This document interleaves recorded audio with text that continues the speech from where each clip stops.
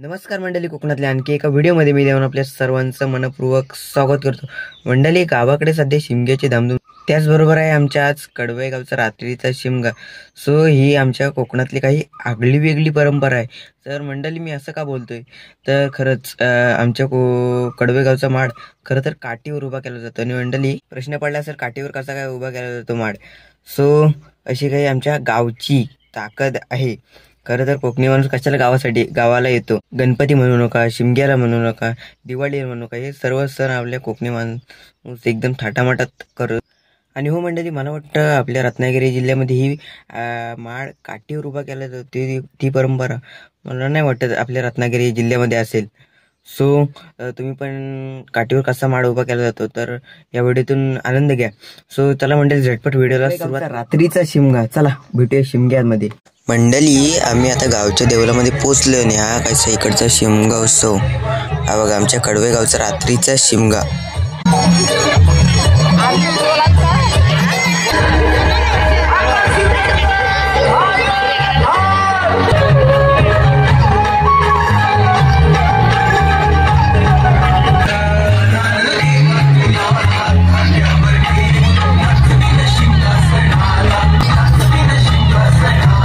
मंडळी, फायनली आपला आता माड आणली नाही गावच्या देवळामध्ये. सो धामनाकोडीमध्ये होता हा माड. आणि आता बघा मस्त आता इकडं जी काही माड उभं करण्याची प्रथा असते आणि जे गावाची एका काठीने माड उभा केला जातो ती खरं तर बघण्यासारखं असतं. खरं तर मुंबईवरून लांबच्या गावावरून चाकरमानी थेट आमच्या कडवे गावामध्ये येतो का तर एकदम असा काठीवर माड उभा केला जातो. ही काहीशी अशी आगळी वेगळी आमच्या गावातली परंपरा आहे.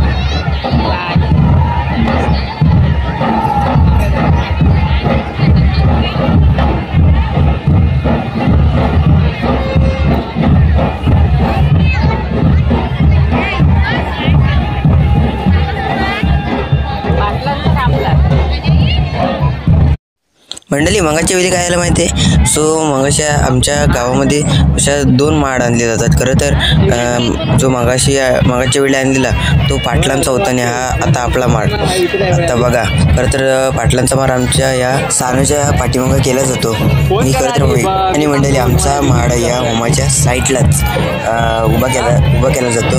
सो आता थोड्या वेळा आता पालखी वगैरे नाचवतील. नंतर लास्टला असं सकाळी पहाटे 5 वाजतील तरी पण सगळं माड बघायला व्हिडिओ टाकेन तुम्हाला, तुम्ही बघायला या. उद्या खाली आहे.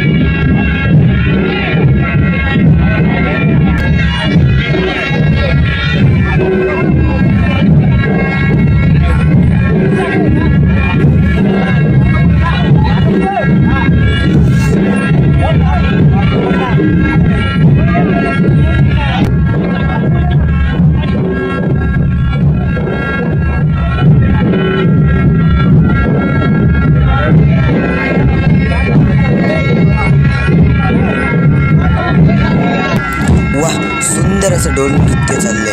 मंडळी या ढोलांचा आवाज ना 5 किलोमीटर साधारणपणे जातो आणि मंडळी तसं म्हणायला हरकत नाही. पण जो ढोल वाजवणारा जो धडधाकट असला तर 10 किलोमीटर आवाज जातो एकदम पूर्ण प्रॉपर. सो मंडळी हे बघा मस्त असं ढोल वाजवण्याच्या आणि या सनईच्या सुरात खतरनाक सीन होतोय.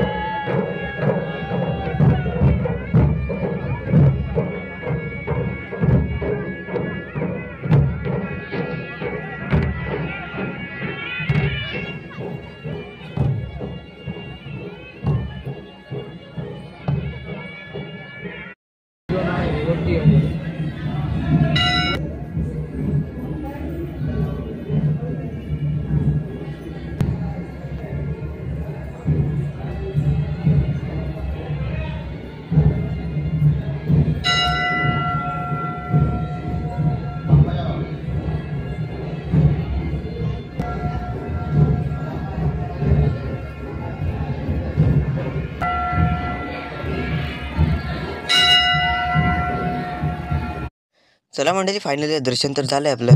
सो आता इकडे बघू बाजूला माझं लक्ष गेलं की जम्पिंग जॉपॉकमध्ये. सो लहानपणी आम्ही याच्यात जायचो आणि मस्त उड्या वगैरे मारायचो. सो तिथे तसंच कायचं मी या व्हिडिओतून बघा पोरं सरकली कसं हे जॉपॉकचं सारखं असताना एक उडी मारली ना दोनदा उडला पाहिजे. चला मंडळी आता फायनली आता माड उभा केला जातोय. सो मंडळी ही कशी अशी गावाकडची मजा असते आणि खरं तर या असं मला वाटतं रत्नागिरी जिल्ह्यात आपल्याला कुठंच अशी आगली वेगळी परंपरा पाहायला मिळली नसेल. तर हे बघा एका गावची ताकद असते आणि ती खरं तर या काठीवर चक्क माड एवढा मोठा उभा केला जातो. खरंच मंडळी मुंबईच्या साखरमानी गावाला कशासाठी येतो? जर बॉसनी सुट्टी नाही दिल्यानंतर खरंच नोकरी सोडून बॉसला फाट्यावर मारून चला गावाला याची जिद्द असते. हे खरं तर कोकणी माणसाचं खरं तर नातं असतं शिमग्याविषयी. खरं तर दरवर्षी आपल्याला देवळात जायचं असतं पण एक दिवस असा येतो तर ती पालखी आपल्या घरात येते आणि आपण घरात नाही. हे मला नाही योग्य वाटत. सो तुम्हाला काय वाटतं कमेंट करून आवर्जून कळवा.